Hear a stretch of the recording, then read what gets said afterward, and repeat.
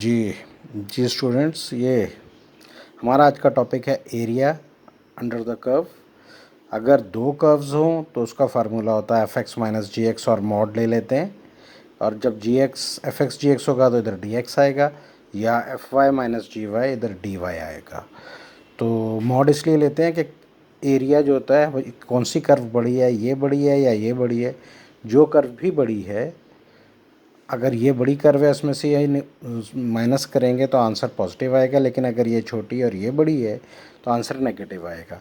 लेकिन एरिया कभी भी नेगेटिव नहीं होता, एरिया हमेशा पॉजिटिव होता है, इसलिए हमने इधर मॉड लगा दिया।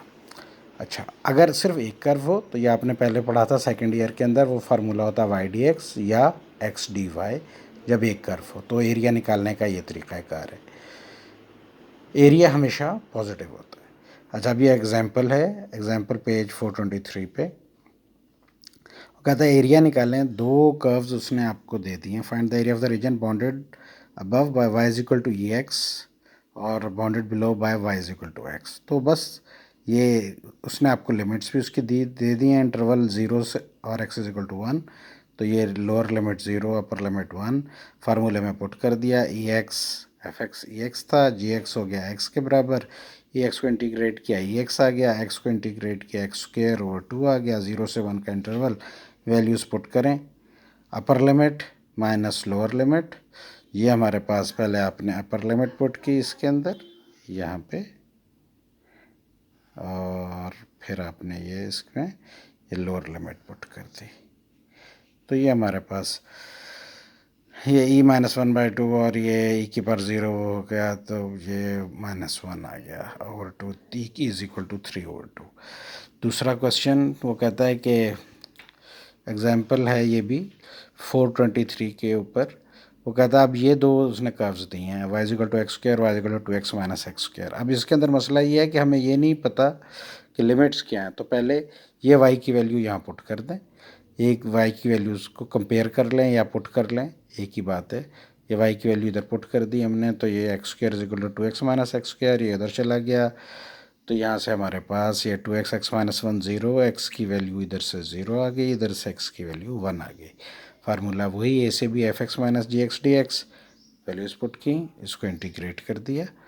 तो 2x, ये minus x square minus 2x square था, जब 2x को इंटीग्रेट करें यहाँ से 2 कॉमन निकाल लेते हैं, ये x minus x square, x को इंटीग्रेट करेंगे एक्स स्क्वायर ओवर 2, और एक्स स्क्वायर को करेंगे एक्स क्यूब ओवर 3, और ये 0 से 1 का इंटरवल है, ये 0 से 1। ये जो 0 से 1 कैसे आया था, ये हमने यहाँ से इक्वेट करके यहाँ से निकाला था, x equal to 0, X equal to 1।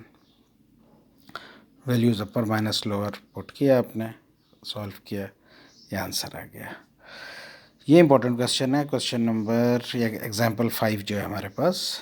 वो कहता है find the area of the region bounded by the curve y is equal to sine X, Y is equal to cos X, X is equal to 0, X is equal to π/2। यानी ये first quadrant में ये दोनों curve ले रहा है। Formula वही A से भी f x minus g x d x, 0 से π/2 cos x minus sine x, mod ले लिया। अब इसके अंदर वैल्यूज़, ये तो उसने दोनों के लिए जनरल एक बात बताई है कि 0 से π/2 इन दोनों का पॉइंट ऑफ इंटरसेक्शन कर्व्स का कहीं आता है। तो हमने ये देखा sine X is equal to cos X, तो यहाँ पे कॉस से डिवाइड कर दिया, तो tan इज इक्वल टू 1, तो x की वैल्यू π/4 पे दोनों कर्व्स वो एक दूसरे को इंटरसेक्ट करते हैं, यानी यहाँ पर इनका बिहेवियर भी बदलेगा। ये पॉइंट ऑफ इंटरसेक्शन हमने यहाँ भी निकाले थे, ये जो इक्वेट करते थे असल में पॉइंट ऑफ इंटरसेक्शन ही निकालते थे हम। तो ये पॉइंट ऑफ इंटरसेक्शन हमने निकाले, यहाँ पे भी पॉइंट ऑफ इंटरसेक्शन निकाला, x इज इक्वल टू π/4।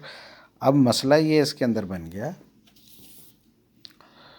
कि 0 से π/2 में cos x minus sine x के π/4 के ऊपर दोनों कर्व्स इंटरसेक्ट कर रही हैं, इसलिए यहाँ पे इनका बिहेवियर चेंज हो रहा है।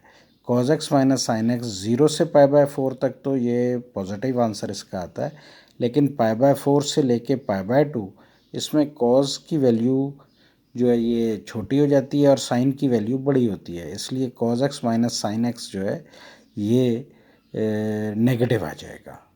इसलिए अब मॉड के अंदर अगर नेगेटिव आए तो हमें बाहर नेगेटिव लगाना होता है, इसलिए मॉड जब ख़त्म करेंगे तो बाहर इधर नेगेटिव आएगा cos x minus sine x.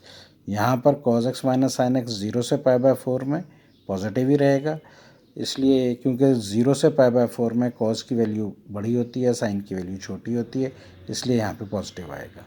तो ये ऐसे ही रहेगा, लेकिन यहाँ पर cos x minus sine x, क्योंकि cos की वैल्यू यहाँ पे छोटी है और साइन की वैल्यू बड़ी है इस इंटरवल में पाई बाय 4 से पाई बाय 2, इसलिए यहाँ पर माइनस आएगा। तो ये हमने ये वैल्यूज मैंने डिटेल इधर लिख भी दी है, sine x minus cos x. अब ये माइनस अंदर गया तो minus cos x minus minus plus sine x, तो ये हमारे पास है plus sine x minus cos x. अभी कॉज को इंटीग्रेट किया साइन, साइन को इंटीग्रेट किया कॉज, साइन को इंटीग्रेट किया माइनस कॉज, कॉज को इंटीग्रेट किया साइन। अब ये लिमिट्स इसके अंदर पुट करेंगे, ये हमने पुट किया, ये हमारे पास आंसर आ गया। ये एग्जाम्पल 6 वो कहता है कि area of the region enclosed by the line y is equal to X minus one and parabola Y square is equal to 2x plus 6। तो अब यहाँ पे हमारे लिए आसानी ये फार्मूला यूज़ करने में है, ये एफ वाई माइनस जी वाई डी वाई, अगर आप F x minus g x से करेंगे तो क्वेश्चन काफ़ी लेंथी हो जाएगा, इसलिए हमने ये यूज़ कर लिया है यहाँ पे। वो भी कर सकते हैं, उससे भी आंसर आ जाएगा, ज़रा लेंथी हो जाएगा। अब पहले पॉइंट ऑफ इंटरसेक्शन निकाल लेते हैं, उसने दिए हुए नहीं है, तो ये एक्स माइनस वन का स्क्वायर, ये अपने वाई की वैल्यू एक्स माइनस वन, इसको यहाँ पुट कर दिया, एक्स माइनस वन का स्क्वायर 2x प्लस 6, इसको स्क्वायर खोला, ये आ गया x square minus 4x minus 5 बन गया। ये क्वाड्रेटिक फार्मूला या फैक्टराइज कर लें, दो वैल्यूज़ आ गई -1 और 5। अब एक एक करके दोनों वैल्यूज़ वापस आप y is equal to X minus one के अंदर पुट करें। तो जब x की वैल्यू -1 पुट करते हैं तो -1 ये -2 आ जाएगा। जब x की वैल्यू 5 पुट करेंगे तो 5 माइनस 1 ये 5 माइनस 1 ये 4 आ जाएगा। तो हमारे पास पॉइंट्स बने x -1 के लिए y -2 और 5 के लिए 4। अब ये दो पॉइंट्स आ गए। अब क्योंकि कर्व हम यूज़ कर रहे हैं y वाली, तो पॉइंट्स जो लेंगे वो y के लेंगे, यानी एक पॉइंट आप ये लेंगे -2 और एक लेंगे 4। तो लिमिट हमारे पास इसके इंटरवल की -2 से 4। अब कर्व को चेंज करना है इसको एफ ऑफ वाई और जी ऑफ वाई में, तो x इज इक्वल टू, यहाँ से y था x-1 तो x हो गया y+1, ये -1 को उधर ले गए। इसी तरह यहाँ से 6 को उधर ले गए तो y² -6 और ये 2 से डिवाइड कर दिया, ये हमारे पास। अब ये -2 से 4 पहली कर्व आ गई, माइनस ये दूसरी कर्व आ गई। अभी बस आपको सिर्फ इसके अंदर इंटीग्रेट ही करना है। तो y को या अपने इंटीग्रेट यहाँ से, पहले मैंने कहा यहाँ ये इसको सॉल्व कर लेते हैं।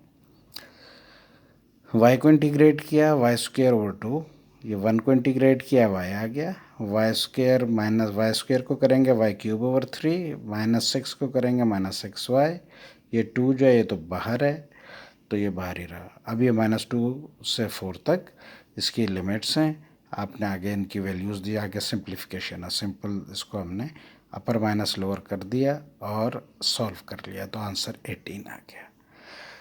Thank you.